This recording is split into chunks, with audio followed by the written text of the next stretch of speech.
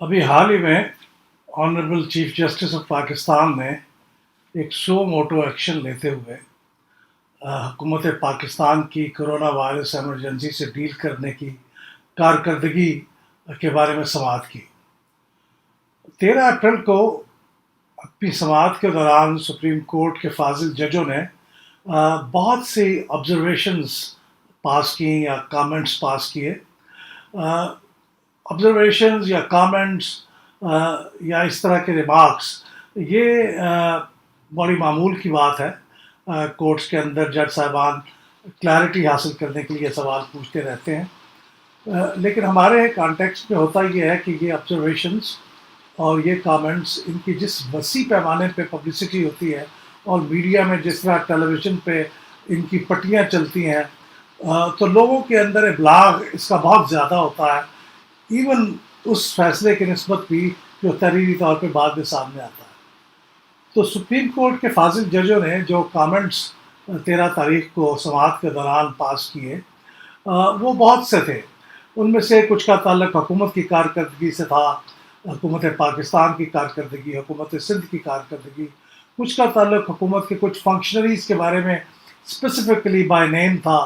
कुछ इसके अलावा बहुत सी बातें थी जिसमें कुछ लोगों का नाम लेके उनके बारे में एलिजिडली ये कहा गया कि उनके बारे में करप्शन की इतलात भी हैं। बहुत सी दिलचस्प बातें थी, लेकिन दो कमेंट्स ऐसे हैं जिनके बारे में आज ख़ास तौर पे मैं गुफ्तगू करना चाहता हूँ। पहली बात तो ये थी जो कि काबीना के साइज़ के बारे में फाजिल जजों के रिमार्क्स में एक ये बात थी कि आखिर इतनी बड़ी काबीना की क्या ज़रूरत है। ये 49 के करीब मेंबर्स पे मुश्तमिल एक काबीना है। 10 लोग काफ़ी होने चाहिए। इतनी बड़ी काबीना का क्या मतलब है कि वज़ीर आज़म जो है वो इन चीज़ों से बिल्कुल ला ताल्लुक़ हो गए। ये वो कमेंट्स हैं, ऑब्जर्वेशंस हैं जो मीडिया के तवज्जुह से हम तक पहुँचे। ज़ाहिर है हम तो अदालत के अंदर मौजूद नहीं थे, लेकिन एक तो कमेंट ही है, इसकी कोई कॉन्ट्रडिक्शन नहीं आई।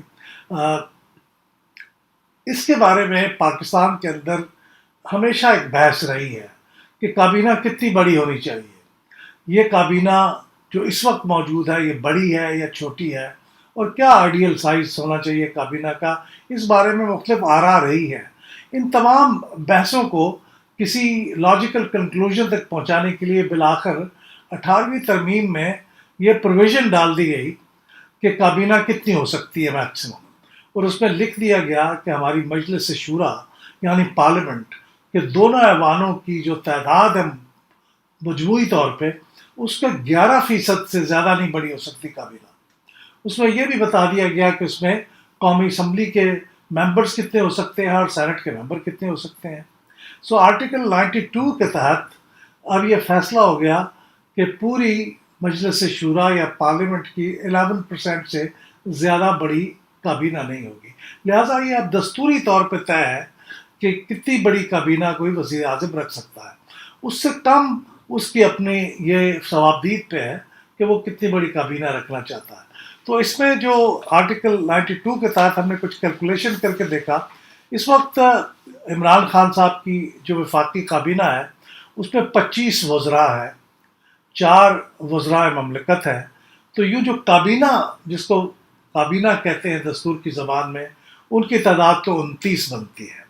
और ये 29 जो है ये टोटल स्ट्रेंथ अगर आप पार्लियामेंट की निकालें, 342 मेंबर कौमी असम्बली के और 104 सेनेट के, इनका मजमुआ 446, और इसको अगर आप कंप्यूट करें कि ये कितना परसेंट बनता है पार्लियामान का, तो ये 7% बनता है, 7%। इसका मतलब ये है कि जो दस्तूर के मुताबिक वज़ीर आज़म को इजाज़त है कि 11% वो कर सकें, वज़रा मुंतखब कर सकें, तो उसके हिसाब से अभी भी ये कम है।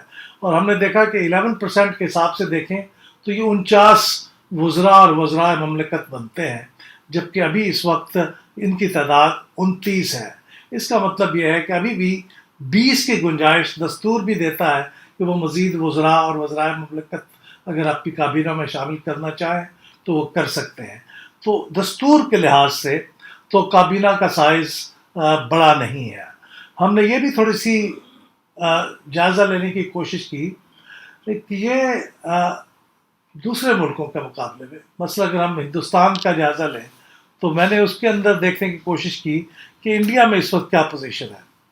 انڈیا میں اس وقت وہاں پہ بھی 23 وزیر ہیں اور 3 وزرائے مملکت ایسے ہیں جن کو انڈیپینڈنٹ چارج دیا گیا، یعنی اس میں وزیر نہیں ہے ان کے محکمے میں، اور اس کے علاوہ 30 ایسے وزرائے مملکت ہیں. تو یوں ان کی ٹوٹل تعداد 56 بنتی ہے. ان کی جو لوک سبھا ہے اس کی میکسیمم تعداد 2 3 4 ممبر اس میں کم زیادہ ہوتے رہتے ہیں، لیکن میکسیمم تعداد جو ہو سکتی ہے وہ 550 ہے. ان کی راجیہ سبھا کی تعداد 245 ہے میکسیمم، اور یوں ان کی دونوں ایوانوں کی مجموعی تعداد 795 ہے. اور ان کی جو 56 ممبرس کی اس وقت کیبنٹ ہے وہ ان کی دونوں ایوانوں کی تعداد کا 7% بنتا ہے. یہ عجیب اتفاق ہے کہ پاکستان کی جو کابینہ ہے وہ بھی یہاں کی پارلیمنٹ کا 7% ہے، اور ہندوستان میں بھی جو اس وقت کیبنٹ ہے وہ بھی ان کی دونوں ایوانوں کا 7% ہے.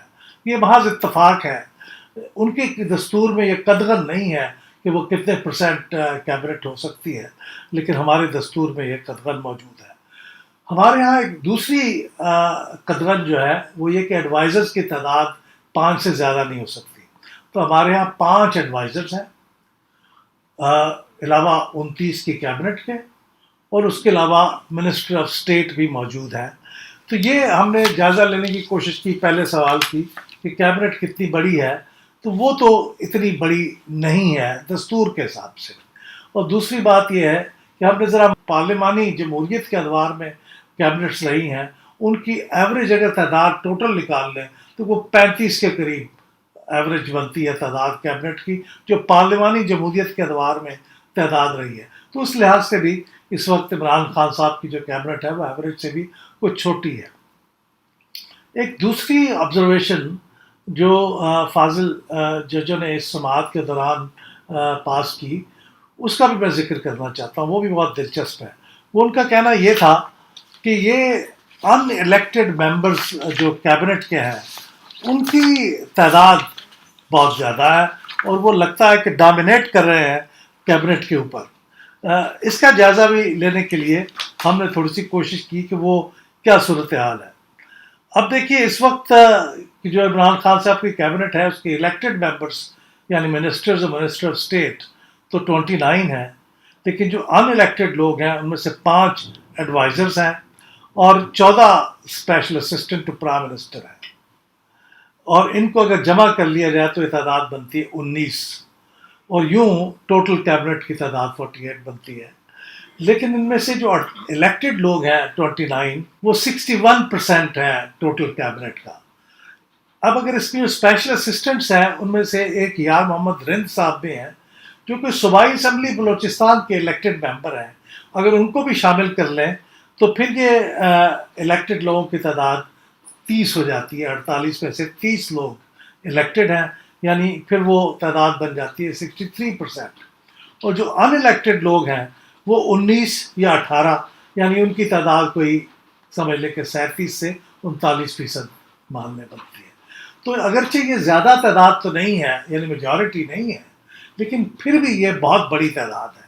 اس لحاظ سے یہ جو آبزرویشن ہے اس میں کافی حد تک وزن ہے، کیونکہ یہ جو special assistant to the prime minister ہیں ان کی تعداد جب میں نے دیکھی کہ یہ 14 لوگ ہیں، تو ماضی میں ان کی تعداد کیا رہی ہے تو پتہ چلا کہ اس وقت جو special assistant to the prime minister کی تعداد ہے وہ ہماری ہسٹری کی یعنی 1947 سے آج تک کی تعداد اگر دیکھی جائے تو یہ سب سے بڑی تعداد ہے.